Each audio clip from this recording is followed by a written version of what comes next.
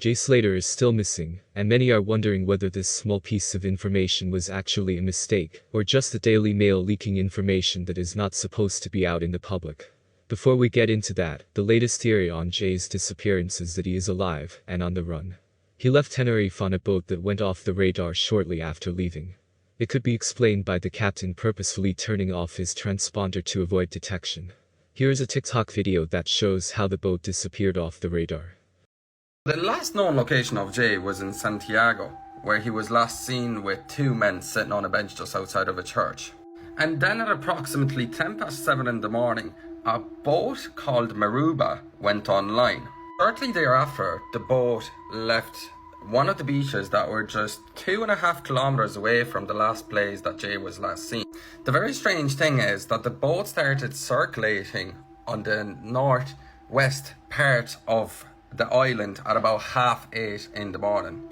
And as we all know, 8:30 was roughly the time when Lucy received a phone call from Jay. Could Jay be on this boat? And shortly thereafter, at about 10 o'clock in the morning, the boat disappeared from the radar. Let me know what you think, guys. Moving on to the information I'm talking about, the Daily Mail reported that Jay's phone was found on a secluded beach in Playa Juan Lopez. It amazes me how something like this was reported when it's not true or hasn't been confirmed by police.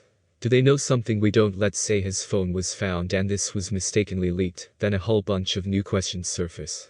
A local guide informed the Mail that there is a well-trodden path from Masca, near the Airbnb, where Jay stayed with two men. This path takes you down to a secluded beach.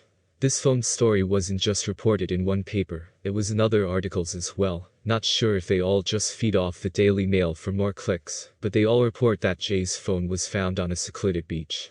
So, what is really going on? Was the phone found, and is it just being kept a secret from us? Or was this piece of information made up? We know that Jay had his phone on him when he vanished, since two friends reported receiving calls and a Snapchat from him.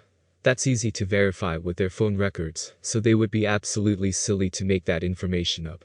Brad's mom spoke out saying that it is false, Jay's phone was not found.